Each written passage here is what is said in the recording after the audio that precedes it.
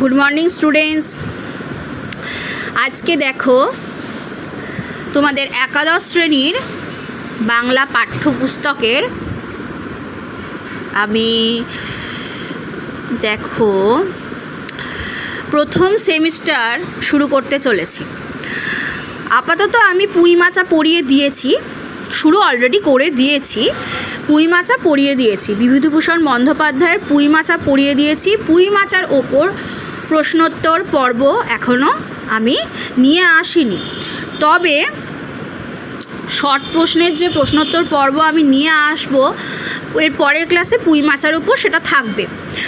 আর পুঁই মাচার ওপরে যদি পিডিএফ পেতে চাও, পুঁই মাচার উপরে প্রশ্ন উত্তরের যে পিডিএফ, তোমাদের 2 মার্কসের যে প্রশ্ন আসবে, এখানে 2 মার্কসের তোমাদের প্রশ্ন আসবে, তোমাদের 5 মার্কসের যে প্রশ্ন আসবে সেই